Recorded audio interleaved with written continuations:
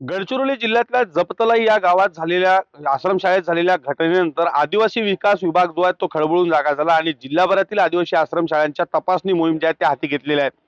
आपणही याच घटनेनंतर जर पाहिलं तर आदिवासी आश्रमशाळांची काय नेमकी अवस्था आहे हे आपण प्रत्यक्ष जाऊन या ठिकाणी रिअलिटी चेक करून जाणून घेत आहोत.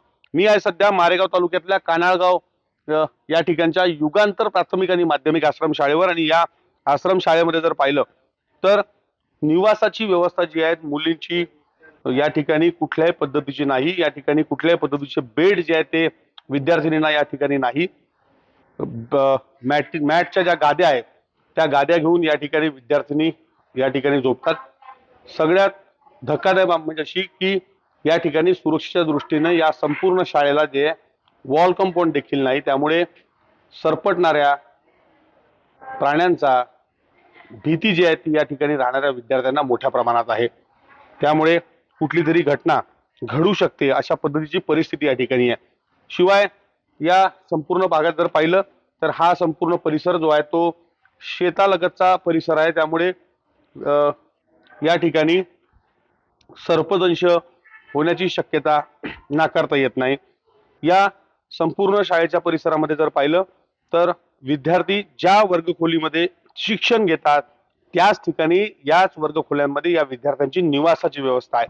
आपल्यासोबत या संपूर्ण संदर्भाने बोलण्यासाठी शाळेचे मुख्याध्यापक आहेत. सर, काय नेमकी परिस्थिती आहे? वर्गखोल्यांमध्ये बेड आहेत का? वर्गखोल्यामध्ये बेड नाहीत सर.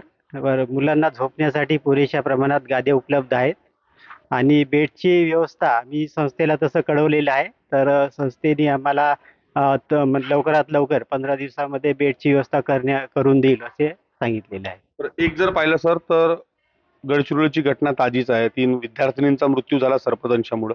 तुमच्या शाळेचा हा संपूर्ण आजूबाजूचा परिसर बघितला तर याला कुठेही वॉल कंपाऊंड नाही. त्यामुळे सहजरित्या सरपटणारा एखादा प्राणी असेल किंवा हे असेल हा सहजरित्या येऊ शकतो. त्यामुळे ही घटना होऊ शकत नाही का?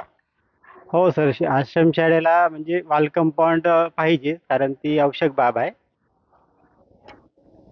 तर वॉल कंपाऊंड पण साहेबांना करून द्यायचा आम्ही बोलू आणि लवकरात लवकर करून द्या असं आम्ही त्यांना सांगू.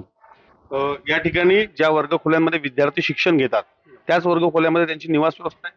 हो सर, मुलांचं स्वतंत्र वसतिगृह नाही. त्याच्यामुळे वर्ग झाल्यानंतर आपण त्याच वर्गामध्ये विद्यार्थ्यांना झोपण्याची व्यवस्था आपण त्याच्यामध्ये करतो.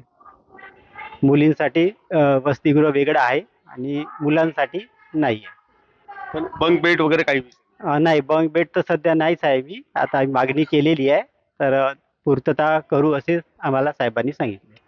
निश्चित आपण जर पाहिलं तर या संपूर्ण शाळेमध्ये जर पाहिलं तर कुठल्याही पद्धतीनं बंक बेडची व्यवस्था विद्यार्थ्यांना नाही. शिवाय या शाळेच्या सभोवताल जे आहे ते सुरक्षा भिंत जी आहे ती देखील नाही. त्यामुळे गडचिरोली सारखी घटना या शाळेत होण्याचा धोका जो आहे तो मोठ्या प्रमाणात संभवतो. विवेक गावंडे, टीव्ही मराठी, कानाळगाव, मारेगाव, यवतमाळ.